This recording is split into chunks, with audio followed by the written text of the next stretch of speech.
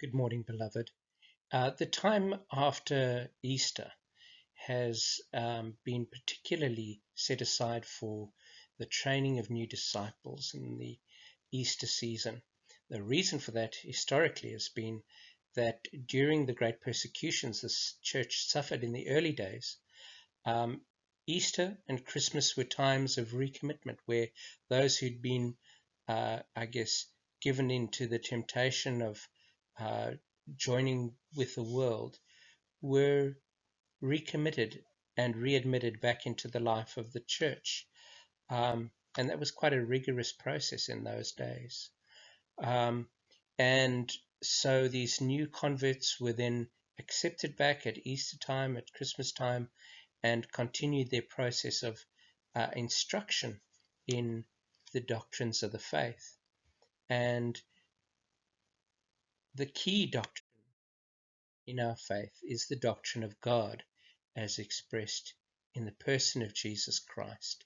And so it's appropriate that we should, as the early disciples did, break bread together and think, that is to say, to think about um, the generous gift of God in His Word, in His sacrament, in His person, as we do so at home. Day by day they broke bread at home and ate their food with glad and generous hearts.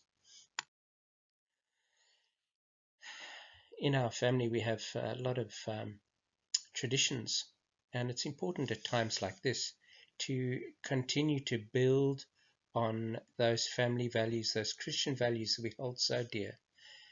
One I think that's so especially important is showing gratitude to God for all that He's given to us, particularly in the person of His Son. We often see uh, families saying grace at tables. It might be a small thing, but it makes a big difference, and it shows our children that we value the things of God. Today we focus around the 23rd Psalm, that shepherd psalm, and also passages from 2 Peter and Jeremiah that talk about the shepherds of Israel. God's shepherds were given a very special role. They particularly were reprimanded by God for not feeding the people. Now, He said, you as shepherds don't feed my sheep. Now, if you know anything about sheep, they are pretty good at feeding themselves. But the shepherd's role was to lead them to good pasture, to make sure that they had adequate diet, that they didn't eat poisonous plants, that they ate the right thing. And so it is with our shepherds today, with our leaders within the church, that they are to lead the people of God through the Bible, taking them into the richness and the fullness of the Word of God. It's really easy to, get into the habit of living on pizza and fries, but it's not going to sustain a very healthy body for very long. And this is where it gets to in Psalm 23. He leads me beside still waters. He restores my soul. There's something beautiful about being out in nature. But as a sheep, there's something essential because it's beside those still waters where there is green pasture, there is goodness to be gained.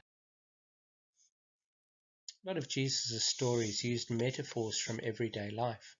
We can see here the daily life of some of the women in Egypt, which would have been very similar. And you can see there's a lot of work being done, there are a lot of animals that are being fed and cared for, so it was integral to their daily life. Jesus is not only our good shepherd, but he is the one who gave up his life for his sheep. A shepherd's life was worth less than the life of the sheep when Jesus was around. because sheep was how you kept score. Sheep was where your wealth and value were in, and a shepherd was expected to give up his life to protect the flock. Here we read in 1 Peter, when he was abused, he didn't return abuse. When he suffered, he did not threaten. That's alluding to the crucifixion of Jesus.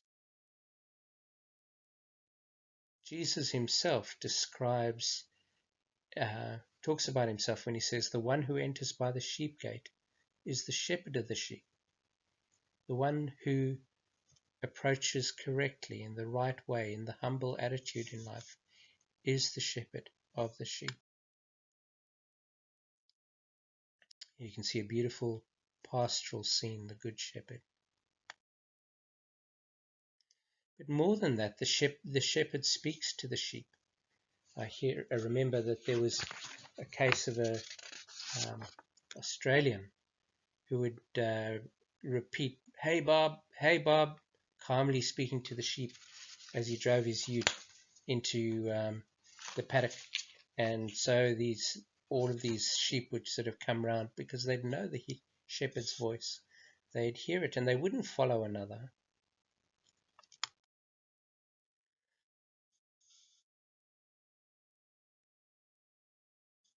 You can see the dryness of the Cameroon. He goes ahead of them, and the sheep follow him because they know his voice. Our God isn't a blind watchmaker. He doesn't just put together the earth and creation and then let it go.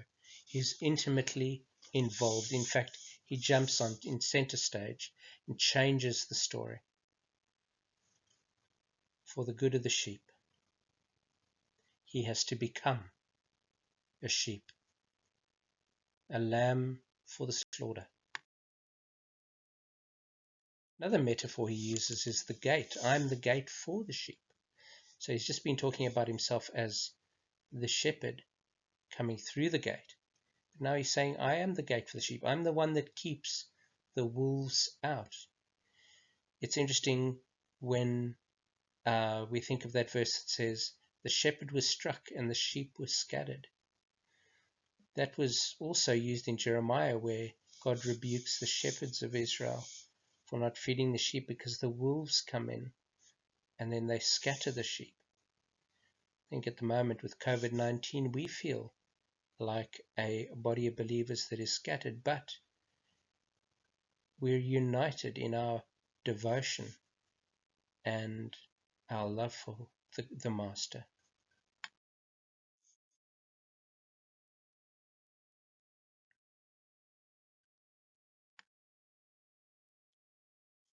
Whoever enters by me, that is the gate, says Jesus, will be saved and will come in and go out and find pasture. What a beautiful promise that is.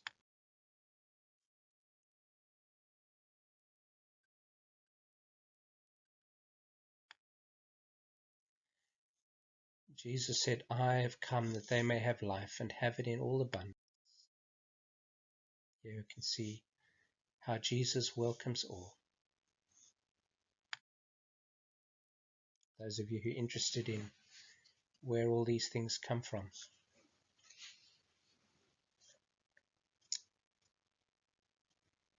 Have you wandered off and gone astray? Return to the guardians of your soul. Are you in need of rest and shelter? Enter the gate of your shepherd. Are you distracted and confused by the many voices that counsel you each day? Be still and listen. The voice of your shepherd is calling your name, calling you home. Amen.